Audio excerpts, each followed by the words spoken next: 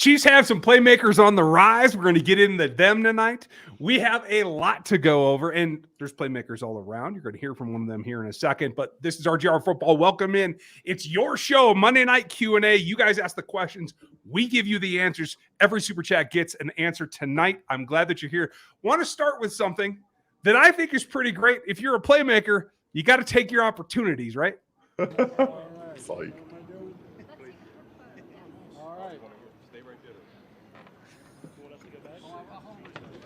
So I've been waiting for this. Sorry.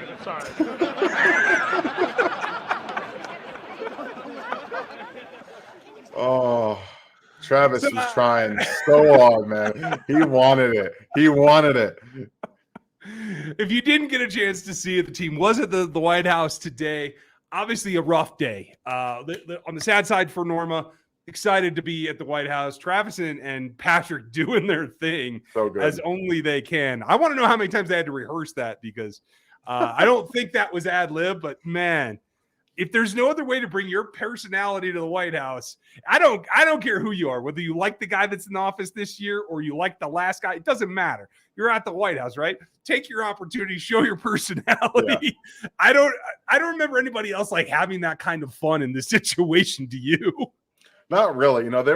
I was just listening to the podcast from Travis and Jason today from last week. They were leading up to going to the White House, and Travis was talking about going all national treasure on everything, and like squirting some like lemon juice on old pictures and stuff. That it was hilarious. And then he gets up there and does this, and I was like, Travis literally cannot control himself in that kind of a situation. Which honestly, I think you're either a Travis Kelce or you're a Patrick Mahomes in that situation. Either you're going to get up there, you're going to try to say some stuff, or you're going to be Patrick like, yo, this is not the time. Not the time, not the place. Maybe somewhere else. But Travis just, man, that was extremely funny. I think it was ad-libbed. I don't think that they planned that. You? I think that was Travis like, look, I'm taking this opportunity. I'm not going to have it, maybe not have it again. And we didn't get to do it last time, so I'm going to try this time. So nothing ever goes wrong when Trav gets the mic, right? So, hey. Oh, man. Fantastic. I hope that you're right because I thought that was pretty cool. Folks, welcome in. It's RGR Football Monday Night Q&A. Like, sub, hit that bell for us if you would. A lot of Chiefs content these days. Some great channels out there. There's some they're trying to weasel in that aren't so good. There's some misinformation out there. So if you like what we're doing and you've grown to trust us, please hit that like and get it out there like King Jamie was saying. It goes a long way for the YouTube algorithm. We all know the algorithm makes all decisions. I personally would be a little bit more of the Patrick. I've been in that role before. I got a brother that's kind of an all around kind of idiot, so you never know what's going to come out of his mouth. I enjoy it though, and like it takes me back to like what we were going to talk about tonight is that playmakers are starting to emerge, and I think it's also part of like how that happens is because of Andy, because Andy encourages everybody to show their personality, to be who they are. And I think that goes a long way in allowing just moments like this. Obviously, Travis is like a media darling in waiting, right? Like he's going to do SNL. He's going to do TV. Like we know that. But that just shows like how relaxed you are. At like maybe this is the highlight for some dudes. Like AJ Hawk talks about like how important it was for him this trip. And yet they're still able to be themselves. Make me chuckle. This whole everybody, we got lots of insight, lots of pictures, lots of video of the guys that were there just being themselves. Frank Clark shows up in a hoodie and the sweatpants, but he's dressed up underneath it. Like he's a dude. He's one of those guys that you can tell is real genuine. Like he is who he is. He's not afraid to show it. He's not apologizing for it either. A lot of these guys are who they are, and I think that's what makes them such a great collective unit, is that Andy and Brett Veach have identified these guys that are not afraid to be exactly who they are on the field and off the field. I think that makes for a great chemistry when you're playing football, especially because you guys are with each other so much that you have to be able to have fun, let loose, and do those things in professional and kind of unprofessional situations. Like you have to be able to figure out how to make that work. And I think that's the brilliance of Andy Reid, is that he brings out their flair on the field, like with Snow Globe, like this kind of stuff. He lets them have fun and have input on the play calling and on the playbook itself. Like this kind of stuff doesn't happen everywhere, and it's why they've won 2 Super Bowls in the last 4 years and been to 3 of them. Like this, why? This is why. It's because of the culture they have created. You're absolutely right. I mean, it all goes back together. And again, this is a sad day as well. Rip Norma Hunt. We talked about it last night. It happened just before we hit the air last night. But even more so today. And I think she and Clark would have been there if this hadn't happened. But she went out on top, and that's the thing. Like since we wrapped last night, that's the thing I've been thinking about.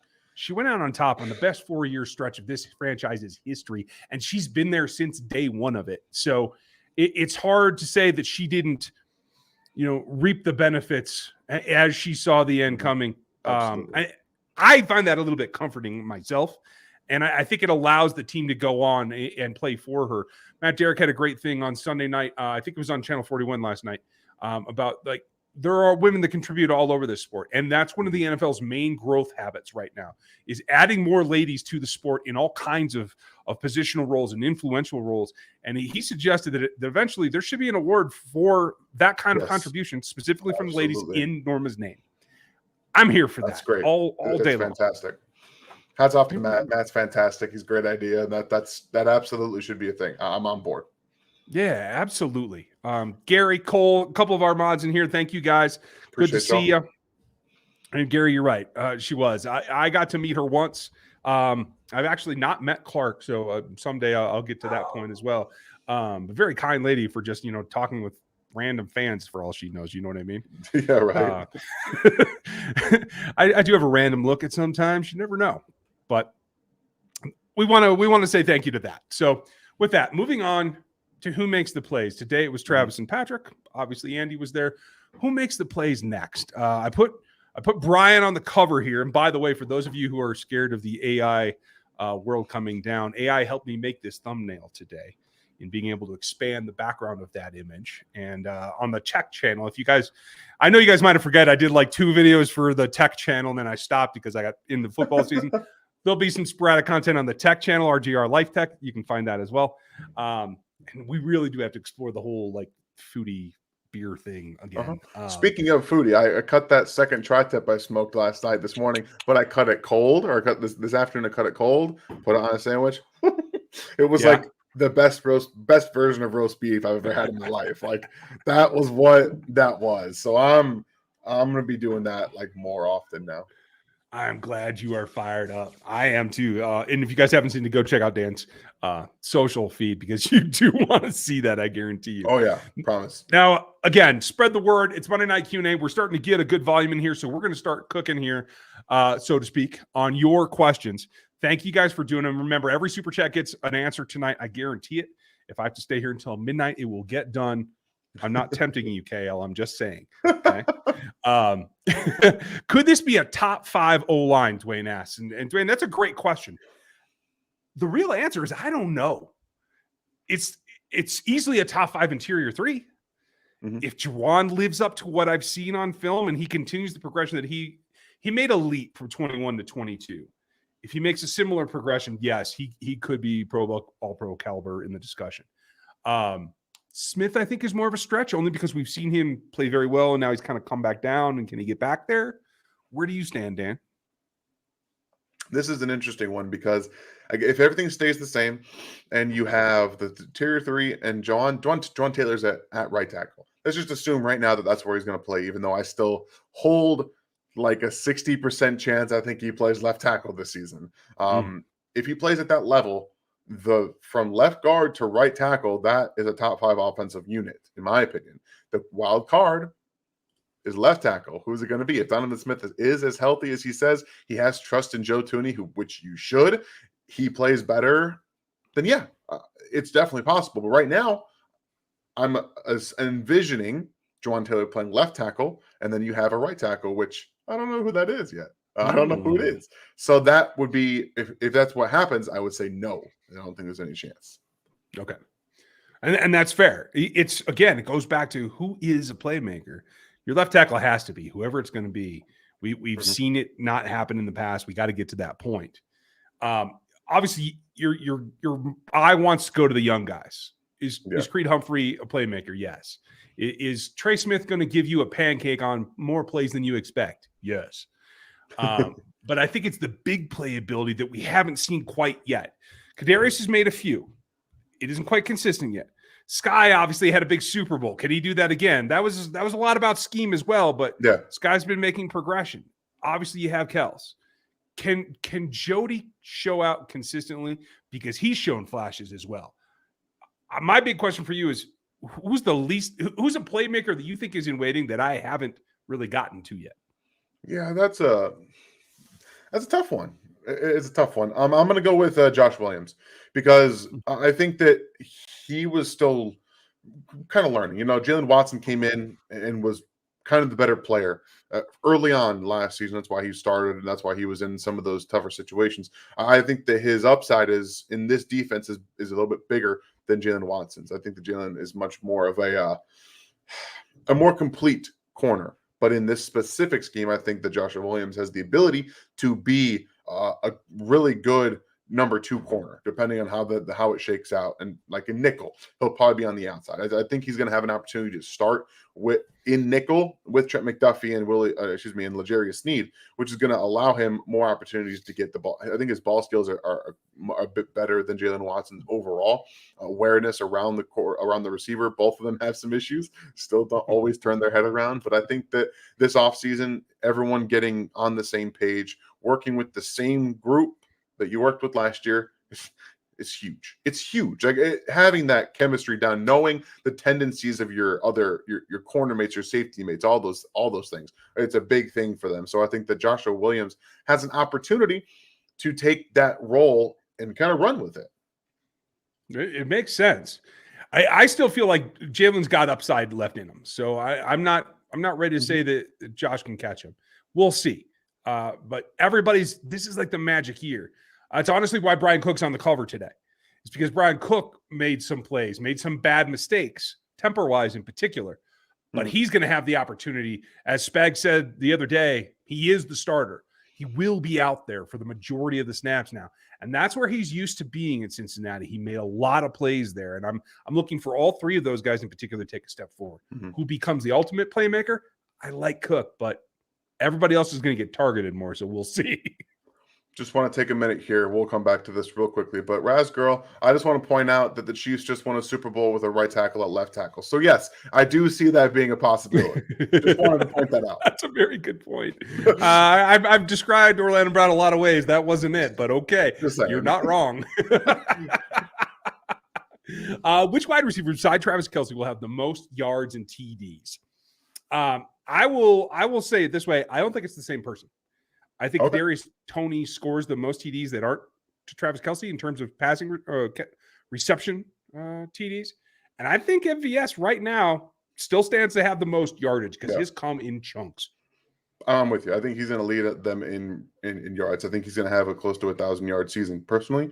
I think he can, especially if some of those deep touchdowns that he should have had last year go his way this year. He's going to be kind of on everyone's page, a little bit of usage dictation as well. I think I also, you know what, I'm going to go ahead and say Jody Fortson leads them in touchdowns. That is not Travis Kelce. I want to go. I want that to be it. So, and my apologies, Raz Grizz. I apologize. I read it really quickly. I didn't mean to mispronounce it. So that's my fault. Okay. I don't. Oh, now I see. Okay, I didn't follow that part. Hey, yeah, okay. Hey, I've misread things way worse than that. So, Raz, we're rolling. We got you. Sorry, buddy. We'll just stick with Raz. That time I won't screw it up in the future. See, everyone asks me, Ryan, why don't you say anyone's actual name? I'm like, because if I shorten it, I can't screw it up. Yeah. That's really the way that my life works. So I have to protect myself from myself. Just like some of these questions are going to do. Steve, can a great quarterback and a great running back coexist in the same backfield? Or do you have to give one up for the other? I will say it was easier in years past, but I still think it can be done. 2018, Patrick Mahomes, Kareem Hunt were on the same team, thriving. thriving. He had nearly 1,000 yards before he got cut from the team. He had 9 reception touchdowns, by the way. 9. Yeah. So, yes, I think it is possible, but it's all about finding that. They already had Kareem Hunt on the roster when they drafted Patrick Mahomes, which helps. It helps. Actually, no, they drafted them the same year. Would had to have been. Yes, because his rookie season was Patrick's rookie season. Or am I just misremembering? Patrick's second season, I believe. No, he was already on the team. He already had his 1,000+ yard season before Patrick took over. Oh, I'm gonna have to go back and look now. I'm pretty sure he was a rookie. I'm pretty sure they were drafted the same year. All right, I'll go check. I'll go check while you're talking. It's fine. Yeah, no. So I do think you can do that. It's all about having it fit. They thought that Clyde was going to be that guy. That's why I drafted him in the first round. That didn't work out. Sometimes you get lucky with the 3rd round draft pick in Kareem Hunt, which they did, and it lands and you work. So yes, I do think you can still have a great quarterback and a great running back on the same team. It's a little bit harder. Because the way that money works, even though running backs don't get paid a lot, you typically don't want to pay a quarterback and pay a running back. So you have to kind of draft both of them and hope it works out. And you were right. I don't know why I didn't know this. I'm a little foggy here from the weekend at the lake. I got to tell you, it's not your fault. It's because Patrick had a year to rest, and that kind of throws everyone off. And Kareem Hunt came in and was supposed to be the backup, ended up being the starter with Alex Smith. I think that's probably why it just kind of rotated that way. Thanks for covering, buddy. No, you're welcome. Say I'm dumb. It's all right. I don't think it's disingenuous. Jeremy, other than the big 3, Pat, Trav, and Chris Jones, and the specialists, what player having a big injury would be most detrimental to this team? That's a very good question, Jeremy.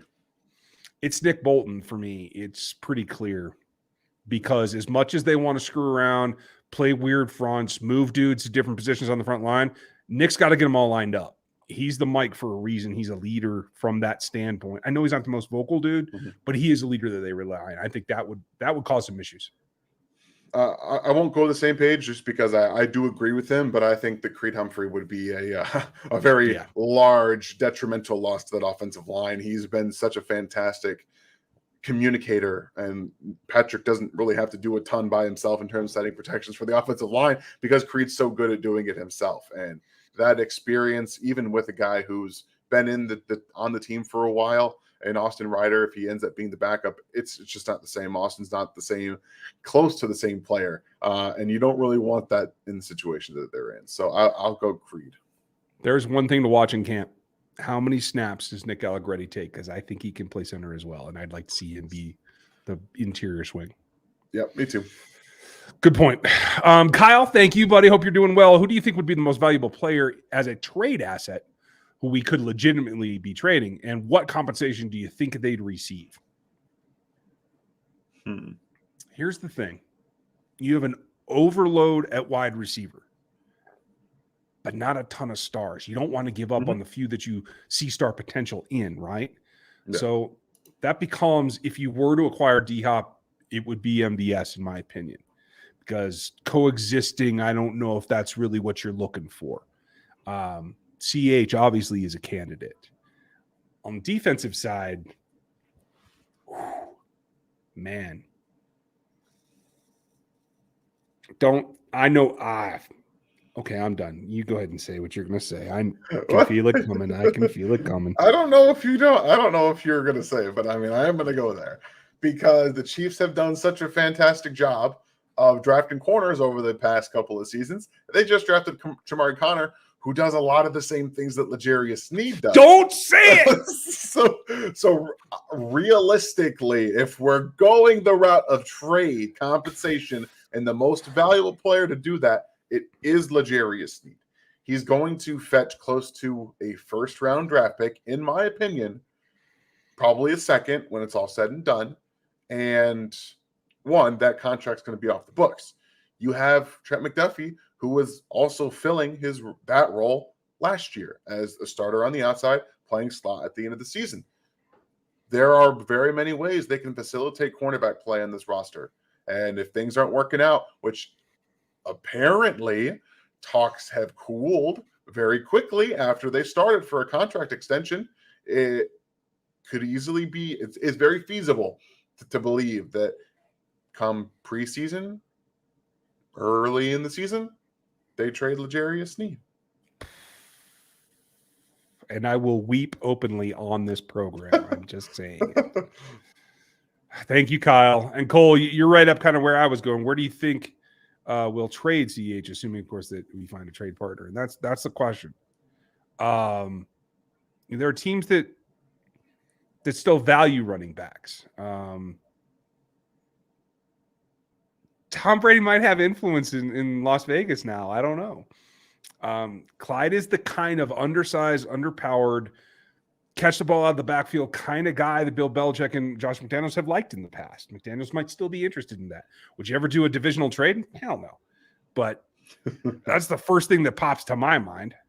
I know everyone thinks he's going to be traded, and I'm very interested at what happened today. If he was there, if he wasn't, what was the reason? That's very interesting. Oh, was there a report that he was not? I didn't see him in any of the videos. I saw nothing. So there's always a possibility he was there. But I don't know. I do know that I'm not holistically bought in on them trading Clyde Edwards-Helaire. I'm not, because his skill set's a little bit different than the guys they have on the roster right now. And I think they can still utilize that. Okay, fair enough. Just for specifics, I did check slot snap numbers. L'Jarius at 378. McDuffie came in and played about half that, 165. They were the top two guys to align in the nickel. So that tells you a lot about what you think they can do. Okay, Chad. Do you think it's possible to bring Frank and D-Hop if Chris Jones gets a deal done? Yeah, we can. We can do it.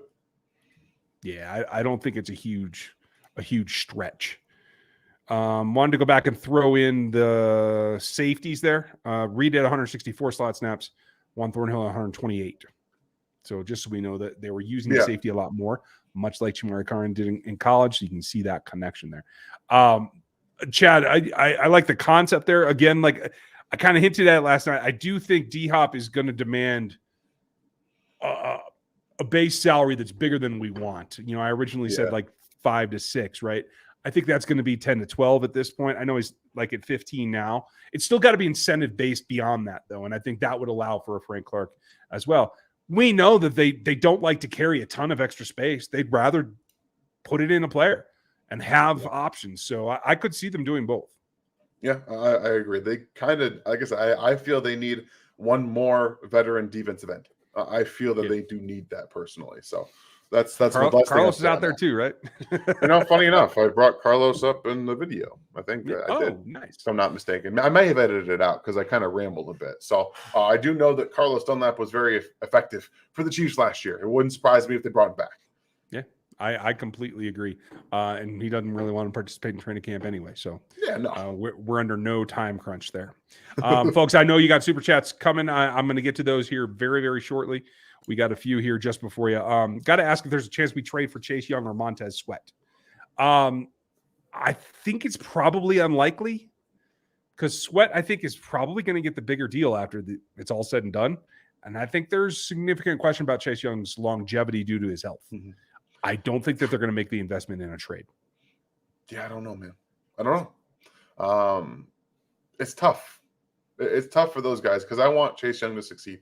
But at the same time, like, you hope that he just stays healthy. Like, I just want him to stay healthy. It's hard to trade for a guy who has had 1 year where he stayed on the field. And the fact that the Washington Commanders turned down his 5th-year option is not a great sign for his health longevity either, because they are the ones that get to see all of the medical exams, all that medical process. They have that information readily available. We don't have any of that. So we have to kind of take what they're doing and say, well, they don't think he's going to stay healthy, basically. Otherwise, they would have taken that 5th-year option. And I'll tell you this too, like, not only do they have that perspective, I talked to another analyst friend of mine who covers another team who had inquired about him, showed some interest, and they came away leaving that deal because they were not sure of his future. So there you go. You got to piece it together. It doesn't mean the Chiefs wouldn't be, but like that's if other teams are walking away from a possible acquisition, that means something. So just harder to swallow is all. Kyle's got another one. Always good questions. Which QB, Green or Smith, progressed the team further? I feel like Smith seems the answer, but Mahomes following him, and it was. I actually disagree. I think Trent Green changed the complexion of this organization more. Now, again, that was Trent Green and Dick Vermeil. It's Patrick Mahomes and Andy Reid. But before that, it was a grind the ball out, play the best defense you can, run offense like Ryan would, and crush dudes in the run game. And like that was the turning of the page. And I think that changed the complexion of the organization more myself. So there were 2 turn points in this organization. It was Trent Green and then Alex Smith, really. And then a bunch of that in between terrible quarterback play. Just awful quarterbacks. Just a sea of bad quarterback play.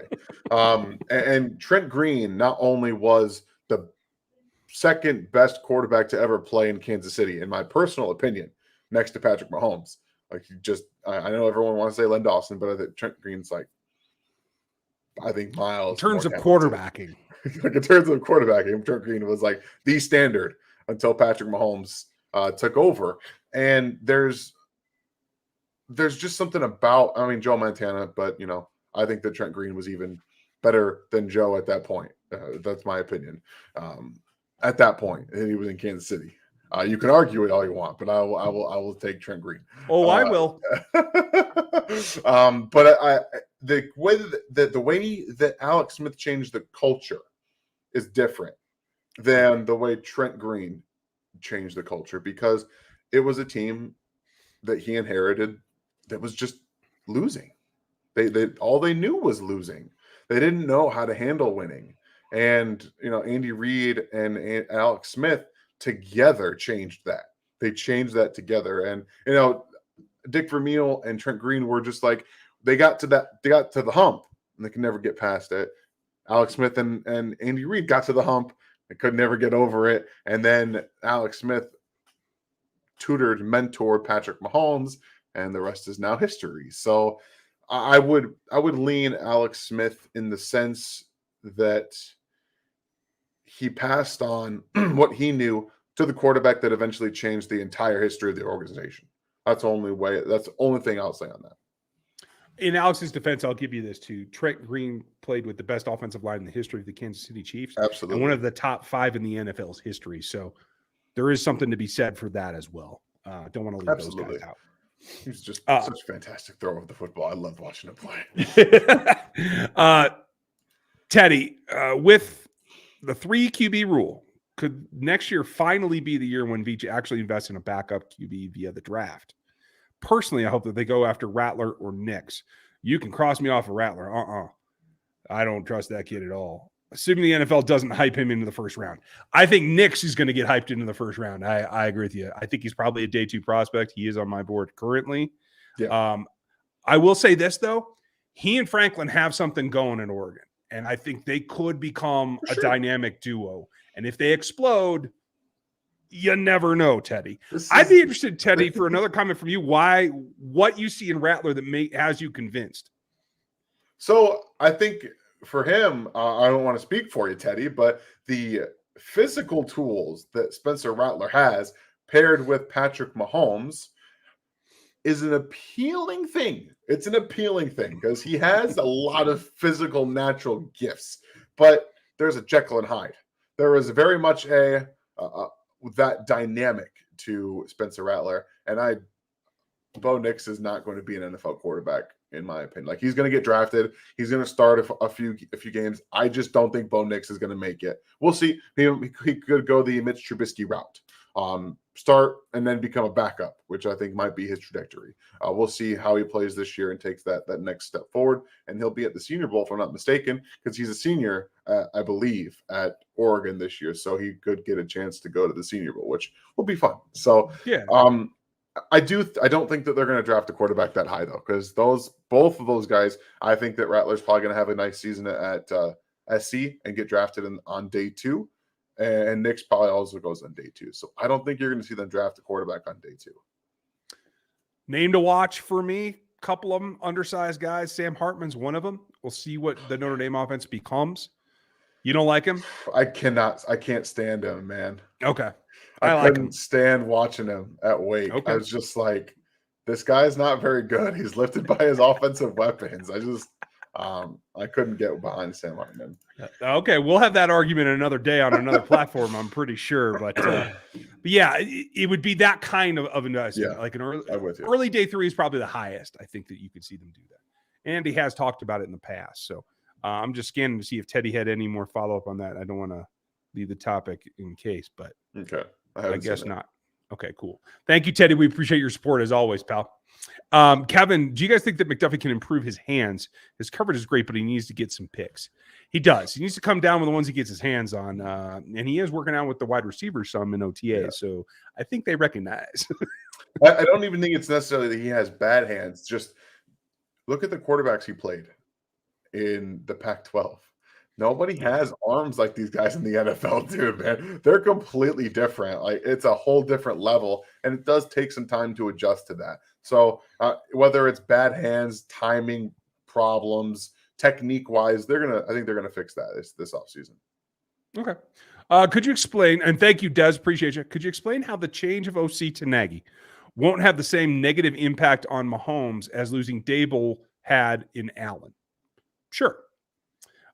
Brian Dable is the offensive head, was in Buffalo. He drew the plays. He established the plays. He understood the reads. He coached the quarterback. Eric Bieniemy was the coordinator of the run game, then became the OC. He handed down the plays that Andy Reid had designed. He might have input on some of them, but he wasn't the primary designer that had to communicate to the quarterback how it should be read and how it should be delivered. Matt Nagy is much closer to that because he's been a QB coach before. Yeah, on this team. He's been an OC on this team, or at least a passing game coordinator or whatever, and he's been a head coach. I don't see that having a negative impact at all. What I do have it is that I think that it's going to have a tendency to the offense is going to be a little bit more predictable and a little bit less nasty, whether it's the run game or the pass game. Like those hard-hitting plays, the quick slants, the little drags that end up just eating defenses alive. I think that's what they might be missing. Yeah, I don't disagree with any of that. And also, Matt Nagy was on this team. He was on the team when they interviewed Patrick Mahomes, wasn't he? When he was drafted, like he was the one that handed the plays. Gave him the damn questions. Yeah. Wasn't he still the offensive coordinator in Patrick's rookie season? No, like in his rookie season, he was the OC. Right? Yeah, No, he was on the team. Like he was here. Yeah. So the going back and forth, it's kind of like being reunited with the guy who helped you get you there too, because he was here with Alex Smith, who again, Matt Nagy was the offensive coordinator when Alex Smith was the quarterback, and Alex Smith and Matt Nagy had that relationship. So a lot of this stuff kind of all goes together, and Matt Nagy is just along for the ride. He knows what Andy Reid wants to do, but he's got a little bit of. I did this last night. A little bit of seasoning. He's just going to kind of like sprinkle his thing over top and just let it happen. Alder smoked salt. That's where I'm at today. Dude, I'm just all I do now. I cook and I smoke and I grill, and now everything that I do is just influenced by food. A little bit of Emerald Lagasse there with some bam. Nice. And none of this is to cut down on the impact of what Matt Nagy brings. It's just that Brian Daboll was way more central to Allen's development than anyone is going to be outside of Andy Reid in Kansas City. So I like where your head's at, Des, and it's a great question. I feel like it's going to be smoother. If I'm wrong, you make sure you be the first one to come on back and get me. I promise you. Yeah. And thanks for the support, pal. Brent, how much of an impact will the Bills losing Leonard Floyd have when they play the Chiefs? It'll have some, but Floyd wasn't a game wrecker against them. I think Rousseau actually impacted the games more lately. Just my opinion, but I think having that depth and that experience is probably going to hit him a little bit. Yeah, I mean, Floyd had 9 sacks last year, if I'm not mistaken, and Von Miller will be back.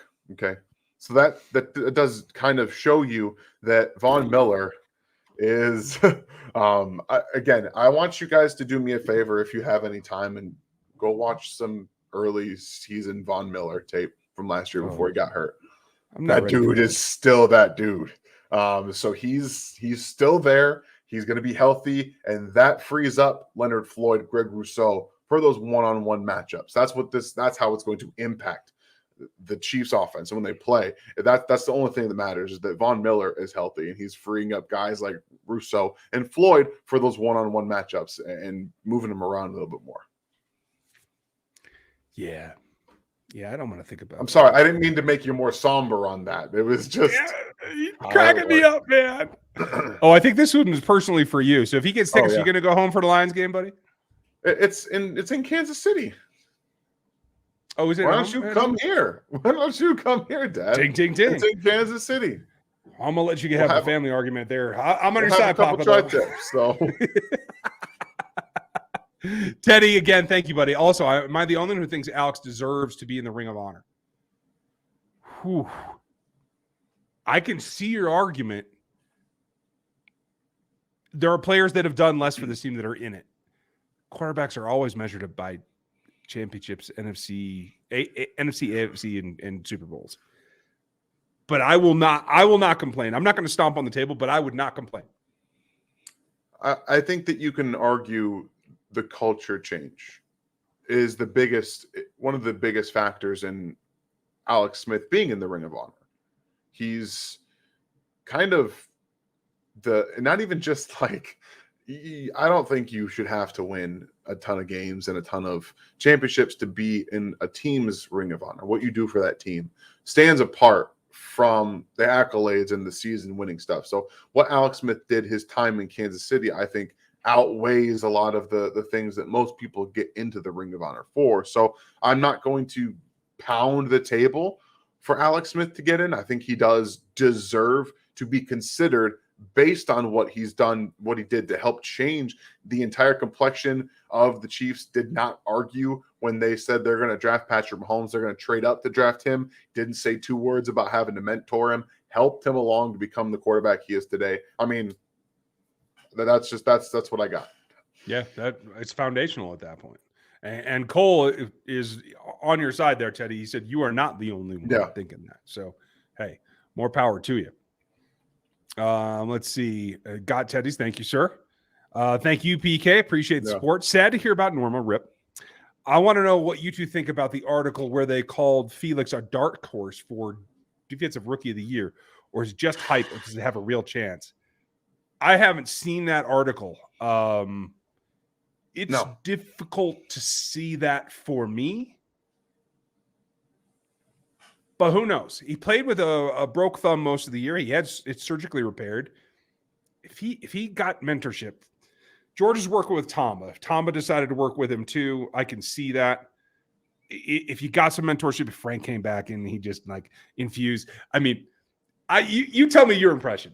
Felix is a pretty nice going, easy going dude, right? Like if he got that LA nasty in him from Frank, like that might change the whole complexion of where his career path goes. If you can get this kid a little nasty to him because the motor, the tools are all there. I will say this, and I have said it. I will say it. Next to Chris Jones, he has the best pass rush tool bag in Kansas City right now. He has not played a down in the NFL. He has the best pass rush tool bag. Okay? Yes, I said it. I will say it. Get a little nasty to this. This guy needs that edge because that also brings in that power. He's got power to his game. He does have it. It's more of a secondary thing for him, though. He's built winning off of speed, quickness, and effort. You use some of this power. That's it. That's how you get to the levels we're talking about. He's going to be a designated pass rusher this year. Yeah, that's the only way he can really get to he'll have to do. Yeah, rookie of the year stuff. That's what it would need. And honestly, that's the only thing that I think gives him a chance against guys like Will Anderson, who is arguably better than Hutchinson, better than any of the guys that got taken last year, possibly the year before that. Like he is that good, but he was asked to play inside more last year for Alabama. And if Will gets back, drops a few pounds back off to where he was his previous season, I can't say junior because I can't remember.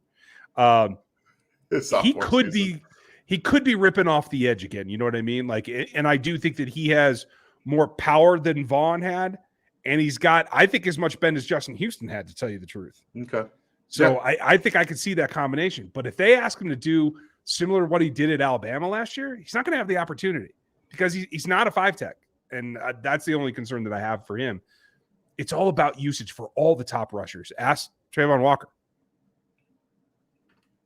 I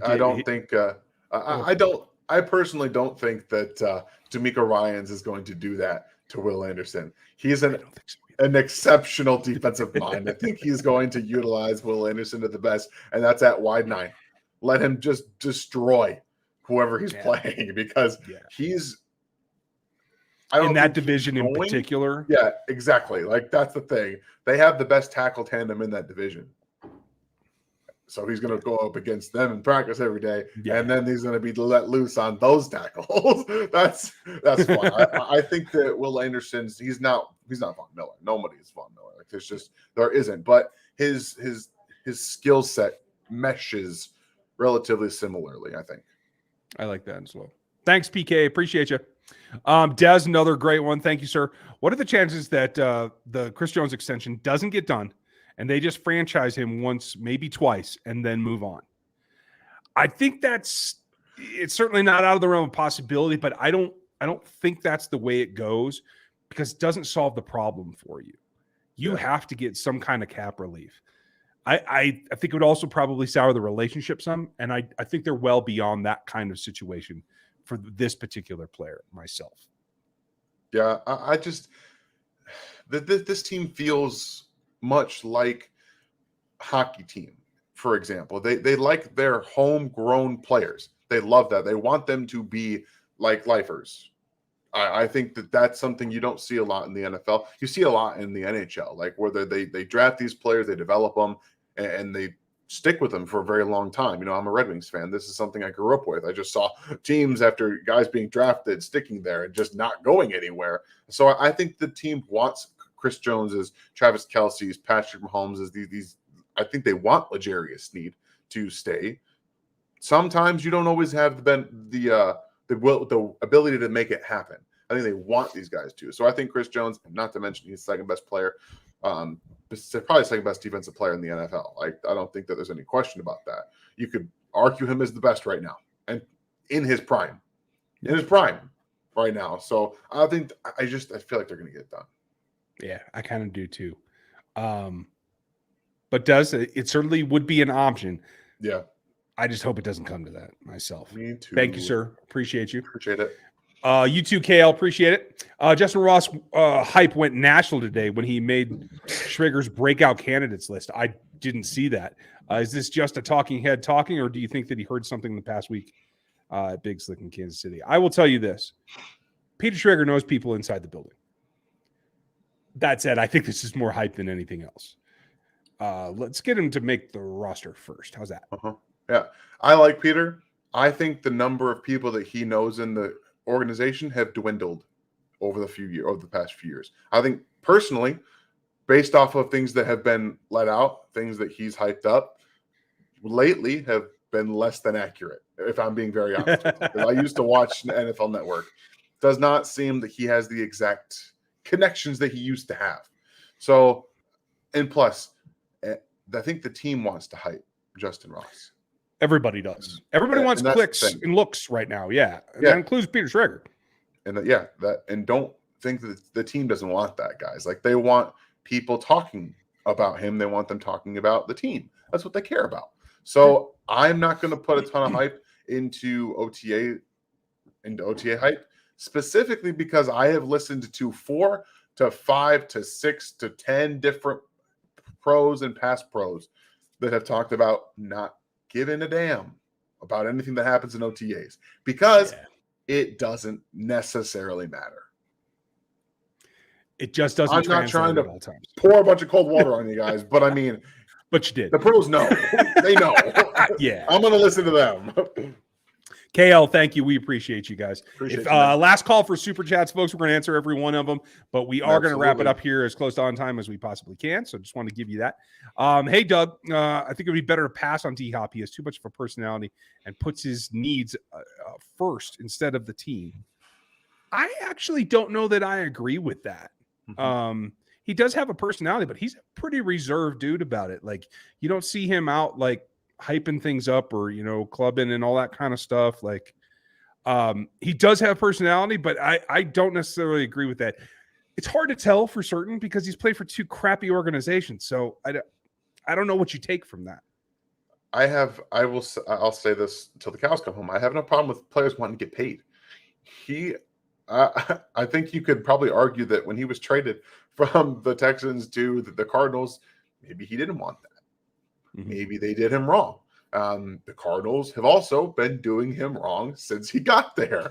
You don't really know what goes on in that organization. That organization has been so bad.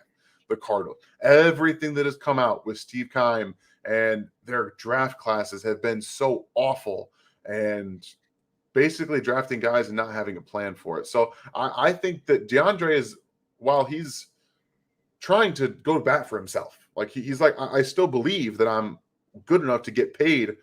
I'm better than OBJ. OBJ got $15 million. I'm better than he is. Like, there's still a sense to that, this guy got paid this, I'm better than he is. Why am I not worth that?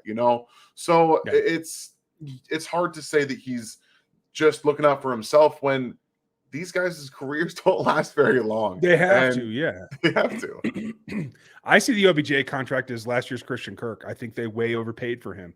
And unfortunately, it sets the precedent that everybody can point to now, including D-Hop. So I see where you're coming from, D-Hop, but I mean, Doug, about D-Hop, but I don't know. I think it's just part of the minutia. I'm really interested to see if and who signs him, because now it sounds like the Bills are like, it's still, I'll never say never, Brandon Beane said today, but I don't see it. So, like, there's people dropping away, and that's great for the Chiefs. If they're serious, and I know that they are, that helps. So we'll see what comes to fruition. Red, have you guys heard anything about the Jones contract? We did hear that it's creeping a little bit quicker. They are looking actively for some cap relief, much as we've outlined here on the show for quite a while, about what that does to get you the ability to get other players to just kind of put it all back together and make yourself, a force. Yeah. So it's kind of the first domino to fall. So we'll see when it does.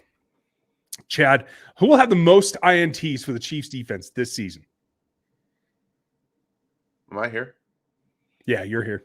Okay, something weird just happened on my end, so I was wanting to make sure. Most interceptions this year. Oof, that's a good one. I'm going back to the well. I said it was going to be McDuffie last year. I'm going to stick with Trent McDuffie this year. Jerry Sneed is in a contract year at this point, folks. Unless there's an extension before training camp, it will be Jerry Sneed. I guarantee that. If he plays more on the outside, I can totally see it. It doesn't matter. If he doesn't have a contract, he's going to get paid for every single one that he gets. Doug, so proud of our Chiefs for going to the White House. Yeah, hey, I'm glad they got to do it for them because they didn't get to go last time. So good for them. Coming in from Oregon with my wife and the youngest for the Bears game. What time is tailgating start? About 4 a.m., Doug. They're lining up and they're cooking in that line. That's what they do. And it doesn't matter what time you get there. Food will be had. We'll hook you up with Sean on your way in.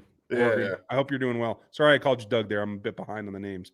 Swag Boy, I don't think we went to the Super Bowl without Pacheco. And he can have almost 1,000 yards. I agree. He did help. Is there a possibility you make it with someone else in that role? Yeah. But yeah, I do agree. I think he can go another 1,000 yards because I think he's going to be the primary. I agree. And I'll disagree about not going to the Super Bowl just because running back is running back, unfortunately. And in this offense, you can do a lot of different things with a lot of different backs. Yeah, I hear you. Jamie, can we hire Justin Houston and Alex Smith for one day so they can legit retire as Chiefs? Actually, they get to choose who they retire as, so it won't be a problem. I miss Alex, and I think we need a quarterback coach, and Justin needs to stop in and meet some guys. I would like to see that. I think, did Justin get another contract, though? I thought he was going back to Baltimore. Still out there. He's still out there. Oh, is he really? Okay. I mean, you guys know how I feel. I called them drafting him before he was drafted. I'd love to see him back. Bring him in. Bring him back. I just don't know if he's ready to do that. Man, Justin Houston in this defense, though. Stop. Just make it stop. What's the ceiling on the number, Doug asked, for cap space if we extend Chris Jones? I can look real quick. You want to take this next one and I'll look it up? Yeah, I'll take the next one. We'll get you, Doug, real quick. Thank you, King Jamie. You think Tommy Brady is just bored since he has to go home to an empty house, and that's why he's going to try and fix the broken Raiders? He's got no pull with the Raiders. He is a minority owner, not a majority owner. He is a minority owner. So as much as he might have a relationship over there, I don't think anything that he says was going to get done a ton. Obviously, McDaniels is there, but I think he's going to get fired during the season. But, Tom's probably trying to work his way through. He's going to be an announcer, right? He still has that contract with Fox, if I'm not mistaken. Yeah. So he's going to do that. He's going to be a minority owner. He's going to put his hands in as many things as he can and see what he can make. So honestly, I got no problems with it, but also might be why he's doing so many different things, because he has nobody to go home to. So I'm not in his head, but I'm not going to say it's not. Yeah, hey, fair enough. Back to the question. Chris Jones is 28.29 against the cap this year. If they were to extend it and they were able to take it all the way down, which they should be able to the bare minimum for a guy with his vested seasons, that should come in at 2.34 from what I understand. So that's a savings of just under 26 that you could potentially put back into rosters that are guaranteed that still don't affect your cap number. So it'd be a little creative, but Brad Tellis is the best at it. So he and Howie Roseman must get off in like a think tank in the offseason or something. I don't know. Jeremy, I love how man looks when he knows Dan's right. Yeah, it pisses me off. I hate getting old. Get off my lawn. Jackson, can Tony still get 1,000 yards with D-Hop on the team? Tony had 1,000 yards with D-Hop. They can, because I think Patrick can break 5. So it could happen. It will be significantly more difficult. It would be a stretch, but I think it could get done. I don't think so. Mostly because I think we know Travis Kelce is going to get to 1,000 yards. We know that. Yeah. Juju almost did last year, and Patrick broke 5,000 yards. Okay. So if if MVS gets close to 1,000, if D-Hop's on the team, I don't think he's getting close to 1,000. I think he'll be closer to 800. I think Tony probably on the same. D-Hop 700. Like that's what we're looking at. It'll be higher for multiple guys, but they already throw the ball around a lot. Like it'll get dispersed a little bit differently. So I would say no. Fair enough. We'll see what happens. Jones gets 3 years, 80 million, 60 million guaranteed. Does that leave room to sign anyone? 60 million guaranteed over it leaves you about plus or minus. I'd have to ask Chris Clark because he knows the cap a lot better than I. That leaves you about 8 million. So no, maybe Frank on incentive laden, maybe. Yeah, maybe. Doesn't leave you much at those numbers. Gary, Ryan, Dan, would the Chiefs be interested in 49ers QB Trey Lance? No. If he were a straight free agent, sure. Yeah. He's got potential, but no. The Niners have to recoup at least a second round pick for him. The Chiefs aren't going to do that. I don't see that coming at all. If they did, I would complain about it. Brett, I would complain about it. Me too. What's the scene for Sky Moore in the coming season? Your thoughts? Like yards and touchdowns, or like what he could be in the offense? Okay, so I think the ceiling for Sky Moore is 800 yards, 5 touchdowns. Okay. If you're talking receptions, okay, maybe. I think the ceiling for him is probably more like 12 touchdowns, but I'm including jet sweeps, anything that is like more tricky. Hey, if Andy likes him, he's going to feed him. 12 touchdowns? Yep, I could see it. What player outside of Tyreek Hill and Travis Kelce have ever gotten 12 touchdowns? Hasn't been one, but they're going to double Kadarius every 5 seconds, right? So who's going to reap the benefits? I don't know. I could see it, but that's also including like jet sweeps that get in, the pitch passes, whatever, like anything that Andy pulls out of the trick bag. Okay. You know what I mean? So all right, but minimum I would say is 4. Okay, I can see that. That makes sense. That? Okay. Yeah. Doug has another one. There's 5,300 in it. I will take slightly under, but I do think he can break 5. Yeah, I don't want to, but slightly under is where I lean as well. Teddy, thank you. I get Rattlers all over the place, but the physical tools are legit in my eyes. Fair enough. And if anyone can reel him in, it's Andy. Yeah, that's true, but does Andy have time to reel in a backup quarterback? I don't know. Does Patrick have time to reel in a backup quarterback? Well, that's a different scenario. You're right. Peer pressure in that room could be pretty damn significant, right? Play into it. Right. Good point, Teddy, and appreciate you backing that up. And thanks Yeah. for the support. King Mo, what's your confidence level in the wide receiver room? I'm a 6.5 out of 10, probably. Oh, well, that's kind of low for me. I'm closer to an 8, and I've stuck by this. I think that this is the most, hear me when I say this, not the best, the most talented wide receiver room the Chiefs have had under Patrick Mahomes, collectively. Okay? Obviously, Tyreek Hill is different, but they had DeMarcus Robinson, Byron Pringle, McCole Hardman's back behind them, and none of them really did anything. They're no longer in Kansas City. All of them are gone. They've drafted talented players. They've brought in Kadarius Toney. I do believe this is the most talented wide receiver room that they've had in Kansas City since Patrick Mahomes took over. So I'm at about an 8. Okay. All right. That's cool. I hope you're right. It doesn't seem – I don't see it all there yet. I do see the potential. I that's what it feel is. confident. It's potential. And you're a best case scenario guy. I'm a worst case scenario guy. Yeah, I prepare for the worst and be happy when I'm wrong. Thanks, King. Appreciate you, Trevor. And you too as well. I think Alex is the perfect predecessor for Patrick Mahomes, and he certainly deserves to be acknowledged as significant in the history of the franchise. I completely agree with you. I'm with you, Trevor. Does that equate to a Ring of Honor spot? Yeah, I mean, we'll see. I think it would. I won't fight to the death for it. I won't, but I would say that yes, it is. But you guys heard my spiel about what I think about what that should be. I'll say this too. I don't know that Alex Smith is done making his contributions to this organization. Oh, look at that. Maybe. If he were to come back and say, coach someone, that would turn that whole thing around, right? Yeah, I don't know. QB coach sounds pretty damn good. Right. Okay. We're going to wrap up job. We got 2 left. We'll get Dan out on time for the family. How much of a factor can Kingsbury's relationship with Mahomes play into KC obtaining D-Hop? Seems he would have some insight there. He may. That certainly would be. But I don't know that Kingsbury has a line into Andy. And that's what it would have to be.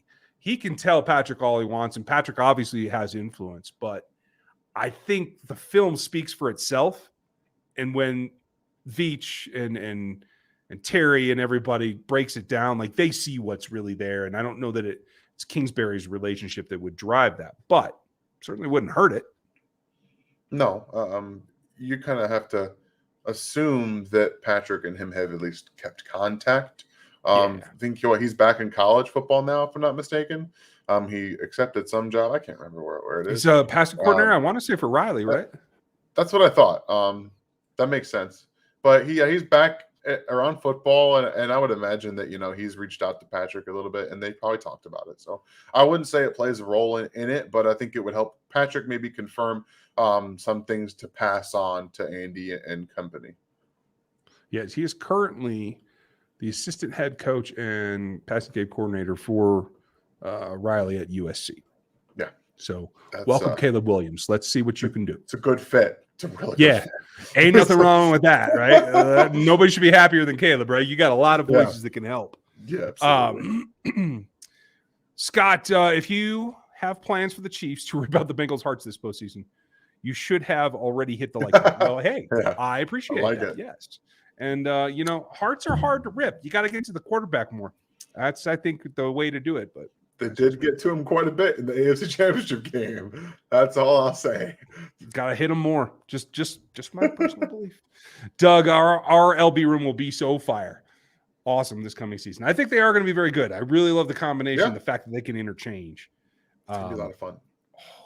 I just want to see who gets the reps. I want to see how they pair it. I know. So I'm very interested to see how this linebacker room shakes out, because you guys know I like Leo Chanel, but he might be just thrown away at this point. I don't know what's happening. There are other ways to use him. Ben, last question of the night. Who will ultimately start at left tackle in week 1, Dan? I think it's going to be Juwan Taylor. I personally believe it will be. But I have the right to reserve my opinion when I get to see pads on these guys. So there. I'm taking Donovan Smith, and I repeat your thought there. Folks, thank you for being with us. For everyone who joined in the memberships, all of you that contributed to the channel tonight, thank you for your time. This was a great show. You guys did a great job coming up with the content for tonight. So Well done. We'll see you back here next Monday night for another live Q&A. In the meantime, Dan's got film review on the front, the pressure that you want to see. I'm working on something for maybe later in the week. It might slip till next week, depending on the film that I have to dig through, and that's the time-consuming part. Gary, Seth, we're all back this week, so don't miss a thing. KL is doing his normal thing to me because he knows I can't take the guilt, so I will put this back up there. Thank you, KL. Super Chats, get their answers, dang it. Dan, what's the summer recipe you can't wait to make this summer? P.S. I need the brown sugar bourbon recipe for the next thumbnail. You know, I want to do, I have a 5.5 pound brisket in my freezer. I did one last year. I want to try something different with it this time around. So I'm open. I'm always open to suggestions. If you guys follow me on Twitter, send me something, put it in the comment section here. I try anything, honestly. I do whatever. So that's something I'm very excited to do right now is make that brisket that's sitting in my freezer. It's calling my name. I'm going to smoke a whole duck at some point this summer. Yeah, there you go.